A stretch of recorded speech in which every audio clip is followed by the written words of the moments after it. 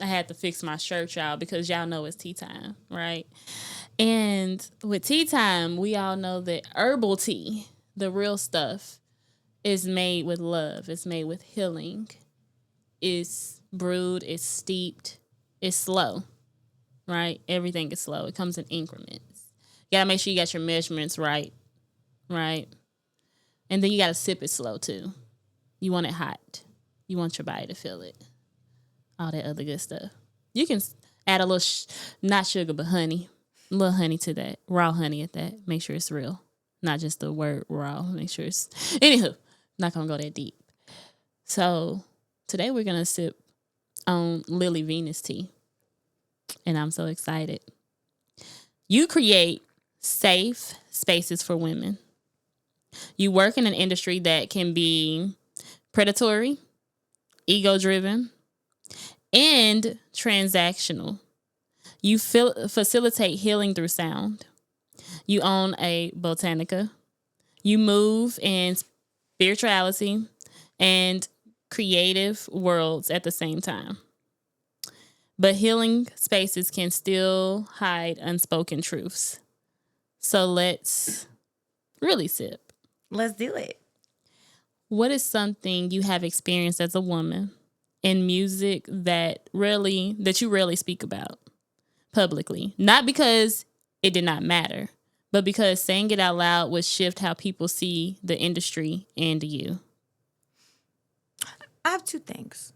Okay. I think it's a known issue that a lot of women, they are sexualized. But that's known. That's very common. But what I'm noticing on the back end is we don't have a lot of women in sound. And I don't know why that is. Like the people actually controlling the soundboards, the mixers, we don't have a lot of that. It's very male driven. And when, as a woman in those spaces, it's almost like they're kind of pushed out. The guys really click up together. I've noticed that. Like they almost, like a car, for example, how as a woman, when you go to get your car looked at, they always want to talk down to you just because you're a woman. But the whole time you might actually know about cars. Yep. It's the same thing with sound. That's how they treat the women, like we can't get it or something. That's been interesting to navigate. And I feel like now that you say that, with sound, when you learn about sound, when you learn about everything surrounded by sound, that femininity, that creativity that's in us is needed. That healing that we have, that nurturing. If we did that more, do you know how bomb and how healing and how nurturing and how amazing music would be? Right. Right. I love that. I love what you said. I had those exact thoughts. Oh, you did? That's great that you say that. Okay, good. Because I thought you was looking at me like, India, what in the hell are you talking about? Yeah, I thought that. That's how I thought. I was like, if we did more of this, I wonder what music would sound like.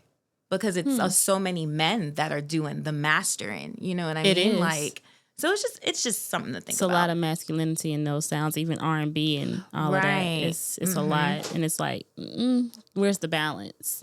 That's how I feel. So I like that you said that. You said you had two things. What's the other one? Oh, well, the first one, how they're just sexualized. And that's just so common. Oh, it's just like, oh, my God. That is very common. That's in the industry as a whole. I think I spoke on it. It's the acting, everything. Everything. I spoke on it on perspectives, like how it's like the lack of respect. It's the lack of things. And then as a woman, it's like no one wants to help you or help you get anywhere if they feel like they can't have some type of access to you.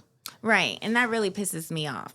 It does. Yeah. It pisses me off a lot too. Yeah. I was saying it does as I agree. And it's like, no. Like, no, I'm not available to you in that sense. Like, no. Like, no. Like, the hell. And that just goes to show like how valuable our bodies are. That they're willing to gatekeep my elevation if I don't open my legs for you. That is insane.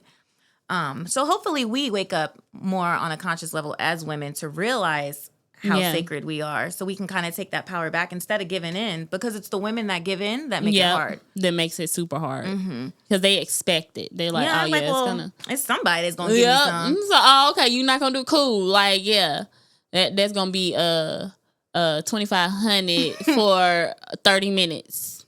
Like, what? Hold on. Bro, you record on BandLab. What are you talking about? What are you talking about? Like, what is going on? What program is that you're using again? Nothing against BandLab, because I love my BandLab, but don't you dare pull up with your phone and some headphones talking about you finna overcharge me. Right. It's crazy. That's insane. Shit. Like, okay, cool. Have you ever had to choose between protecting your peace and protecting your opportunity? All the time. I feel like I do that all the time in the industry.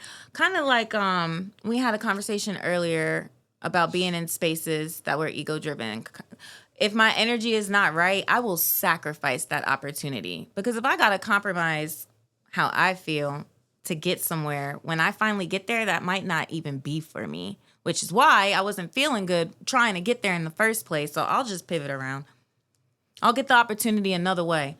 Yeah, I love that. And I feel like that's how we have to move as women. If we don't, then... And just it works. It works. I want to tell people. So my Botanica, we finally just got our first nonprofit partner. And I kid you not, you know what this man told me why he wanted to partner with me? He said, because he knows he can send me to business deals and I'm not going to screw them. That's sad. Yeah. That's sad. Yeah. But it's working. But it took me a long time. You know how many times people told me they didn't want to work with me? Because I wouldn't flirt with them, give them some whatever. Yeah. And sometimes I would be like, oh my God, did I really just miss out on that? Mm-hmm. If I would have just went, but no. Now look at me. So and look where you're going. Yeah. And I love that as an example because it has been times where I either felt way too uncomfortable or I have acted out of fear at times. Like when, and it's not fear that someone could do something to me. It's fear of, oh, you're a bitter woman. You're this, you that. Like it's been people on it's been people on my podcast, and it's like even Cruz can tell you, like everybody know Cruz is recording me, but even Cruz can tell you, it's like I can be trying to have a serious conversation and they just say something flirtatious that I don't know if you like my laughter. Or like that's crazy, that's funny. It's more of like, I just felt so uncomfortable, but I don't know how to respond to you in a way where it's going to not be professional or be disrespectful. So all I can do right now is But why should you care? The professionalism fell out the window when they started to hit on you. That's true. I don't play that. Because it's my platform. Exactly. Like this is my motherfucking platform. That's the thing. So that's what I'm thinking when I'm responding is, okay, laugh it off and just go to the next question or keep going or be like, oh, thank you for that. Or, oh, yeah, I agree. Like, and just keep going so that I don't mess up my platform. I don't mess up my image as that. I think your followers are very like-minded and they would probably be able to identify where that shouldn't have happened and they would be behind you. I love that. I love that. You got your followers believe in you. You got to believe in them. They're going to be behind you. I do some crazy stuff on my timeline. They be behind me like, hey, it's okay. They're going to be behind you too. Okay. Well, I'm glad you said that. So she gave me permission, guys. I just want to shout out so y'all come on here flirting anymore. Yeah, why is y'all coming out here flirting in the first place? Exactly. What's wrong with y'all? Leave me alone. This is not that. This ain't that. I don't even like you like that. My last thing, was there ever a moment you felt spiritually misaligned but stayed silent to keep momentum? Yeah. In some of my romantic relationships, I knew that stuff we was not supposed to, but I just wanted to keep going. And see where it goes, see if there's an alignment. And it goes nowhere. Every time, okay? It does not matter how many chances you get. It will always. And it will be worse until you can't give no more chances. So. I love that. That's what I learned about that. And that's the tea. I love it. Okay. Let me go ahead. Happy Love Day. Happy Love Day. I'm excited, y'all. Let me see what I got. It's just a little gift. You got to come to the spot to get the real gift. Oh, we got to put you on the table, girl.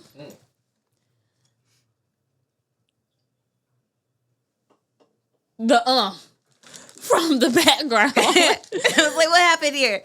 Yes, that's for you. It's a bracelet. I love this. Tiger's eye for protection. And I'm so glad because of the conversation we just had. It's supposed to protect you from negative energy and stuff like that. I love all the weirdos that like to flirt. All the weirdos. That's money oil. If you know what Grab-A-Boy codes are, I like to use that while I say my Grab-A-Boy codes. Or just your simple money magic, your prayers. Use it in your floor wash, on your ears, on your bracelet, your candles. Yes, ma'am. Bring you some moolah and help you eliminate debt. Like, it's multi-purpose. Yes, ma'am. Yes, ma'am. Yes, ma'am. That's some evil eye bracelet. Yes. More protection energy for you. Y'all look. Yes, I love it. And then... Yes, that's for your pot. So we can steam the pom pom. Oh, I give me And some you cannot pom-poms. drink that. So please don't take it home and drink it. Because, oh my God. I did tell somebody that one time. I have been actually doing steam. I started doing my steams through... oh my God. She has like the pink. She came out. I forgot her name. But it was like 6 years ago. Okay. So, yeah. Yay. And then my I love cousin steaming. did it. It's so like It's intimate. amazing. I haven't did it lately. I haven't did it in a couple of years, but definitely. I like steam parties. I want to throw one. Okay. I do. So, like a worship day, like a goddess day. Throw it on a Friday. Everyone steams, gets a pretty gown. We're going to talk about board. this. Yes. We're going to talk more about it because it can be incorporated in something that I'm doing. So, yeah. Tea time. Yes. Well, thank you so much for participating me. in my tea time. Thank you for being a guest on my show. I really appreciate it. I loved you. This was great. I loved you too. Yay. Yay. Thank you. You're welcome.